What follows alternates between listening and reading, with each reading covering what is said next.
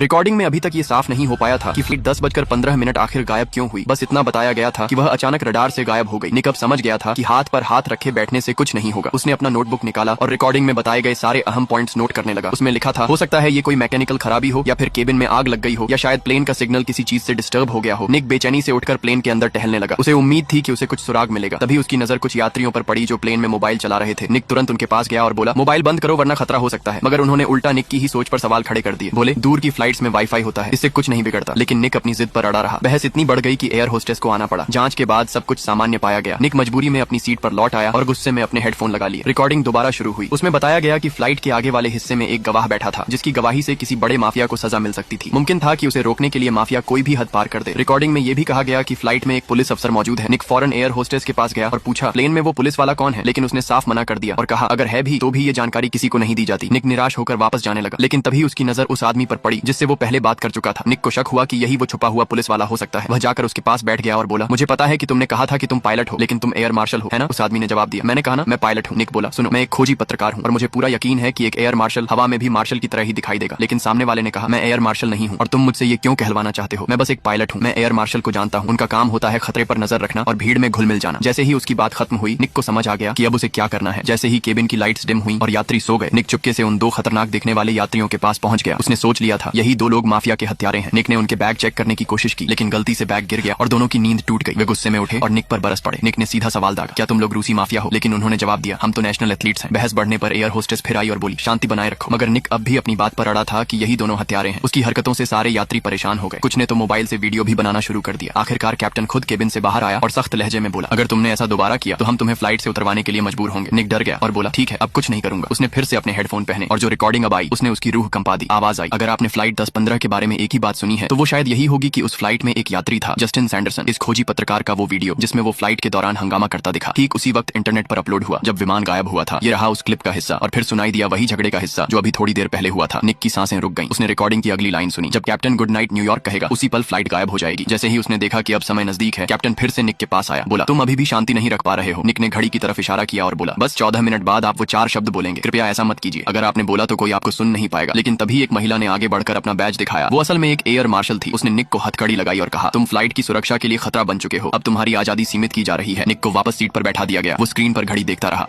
Recording में फिर से यह चेतावनी दी गई कि जैसे ही पायलट गुड नाइट न्यूयॉर्क बोलेगा, प्लेन रडार से पूरी तरह गायब हो जाएगा। ठीक उसी समय पायलट निक के पास आता है। उसे अभी भी अपनी सीट पर न देखकर वो उसे एक कोने में ले जाता है। पायलट को लगता है कि निक का मानसिक संतुलन ठीक नहीं है, लेकिन अब तक रिकॉर्डिंग की हर बात सच साबित हो चुकी थी। निक घड़ी की तरफ देखकर कहता है, 14 मिनट बाद तुम गुड नाइट न्यूयॉर्क कहोगे। वो पायलट से विनती करता है कि प्लीज वो आखिरी लाइन मत बोलना, क्योंकि वो 4 शब्द आखिरी आवाज होंगे जो कोई सुनेगा। पायलट उसे और समझाने ही वाला था कि तभी एक औरत उसकी कलाई में हथकड़ी लगा देती है। वो अपनी पहचान बताती है। वो एयर मार्शल है और निक को अब फ्लाइट की सुरक्षा में खतरा माना जाता है, इसलिए उसकी आजादी पर रोक लगाई जाती है। निक को फिर से उसकी सीट पर बिठा दिया जाता है। वो स्क्रीन पर देखता है और उसे लगता है अब बहस करने का कोई वक्त नहीं बचा। वो एयर मार्शल से कहता है कि वो रिकॉर्डिंग सुन ले, क्योंकि अब तक जो भी हुआ वो सब रिकॉर्डिंग में पहले से बताया गया था। लेकिन एयर मार्शल उसकी बात नहीं मानता और चेतावनी देता है कि अगर उसने अब कोई दिक्कत खड़ी की तो उतरते ही उसे लोकल पुलिस को सौंप दिया जाएगा। तभी पायलट वापस आता है। एयर मार्शल थोड़ी देर के लिए अपनी सीट छोड़ देता है। ऐसा लग रहा था जैसे वो पायलट से किसी जरूरी चीज पर चर्चा कर रहा है। निक फिर से रिकॉर्डर उठाता है। रिकॉर्डिंग में कहा जाता है कि इतनी सारी बातों के बावजूद ये पता नहीं चल पाया कि आखिर प्लेन क्यों क्रैश हुआ, लेकिन ये तय है कि वो 11:15 पर रडार से गायब हो गया था और प्लेन के अंदर न पायलट और न ही किसी यात्री को कुछ अजीब महसूस हुआ था। सब कुछ अचानक हुआ, किसी को संभलने का मौका तक नहीं मिला और तभी खुद को पायलट कहने वाला आदमी दोबारा आकर उसके पास बैठ जाता है। निक को पहली बार किसी ने यकीन से जवाब दिया। निक ने उसे शुक्रिया कहा कि वो उस पर भरोसा कर रहा है। इसके बाद निक पायलट की तरफ देखता है और उसके दिमाग में एक योजना आती है। अगर ये आदमी वाकई पायलट है और उसने इसी मॉडल की फ्लाइट पहले उड़ाई है, तो अगर ये लोग कॉकपिट का कंट्रोल ले लें तो प्लेन को सुरक्षित लैंड कराया जा सकता है और इस तबाही को रोका जा सकता है। लेकिन वो आदमी कहता है कि ऐसा मुमकिन नहीं है, क्योंकि कॉकपिट का दरवाजा खुलता ही नहीं। उसे खोलने के लिए कोड चाहिए जो सिर्फ पायलट को टेकोनफ से ठीक पहले दिया जाता है। तभी निक को एहसास होता है कि शायद स्क्रीन पर जो नंबर दिख रहे हैं वही कोड है। वो कहता है कोड जरूर 1015 होगा। आदमी को इस पर यकीन नहीं होता, लेकिन निक की आंखों में भरोसा देख वो रिस्क लेने को तैयार हो जाता है। वो निक को बताता है कि अगर वो अंदर घुस गया तो वो कैबिन का प्रेशर कम कर देगा और तापमान बढ़ा देगा, जिससे सभी यात्री बेहोश हो जाएंगे और घबराहट नहीं होगी। ऑक्सीजन मास्क भले ही खुल जाएंगे, लेकिन अंदर से ऑक्सीजन नहीं आएगी। इतना कहकर वो उठता है, पीछे से ऑक्सीजन टैंक लाता है और निक को इशारा करता है कि जब सब कुछ सही हो जाए तो हम फिर मिलेंगे। अब प्लेन के गायब होने में सिर्फ 1 मिनट बचा है। आदमी अपनी जैकेट उतारता है और तेजी से कॉकपिट की तरफ बढ़ता है। वो अपना पूरा भविष्य दांव पर लगा चुका है इस फ्लाइट को बचाने के लिए। वो कोड लॉक के सामने खड़ा होता है, पीछे पलटकर निक की तरफ देखता है और फिर 1015 टाइप करता है। दरवाजा वाकई खुल जाता है। अंदर से झगड़े की आवाजें आने लगती हैं। सब लोग घबरा जाते हैं। किसी को कुछ समझ नहीं आता कि हो क्या रहा है, लेकिन सिर्फ निक को पूरा यकीन होता है है कि सब ठीक हो जाएगा। जब निक देखता है कि आदमी ने कंट्रोल ले लिया है तो वो सुकून की सांस लेता है। जल्द ही कैबिन का प्रेशर कम हो जाता है और शोरगुल कर रहे यात्री शांत हो जाते हैं। निक ऑक्सीजन का एकमात्र सिलेंडर लेकर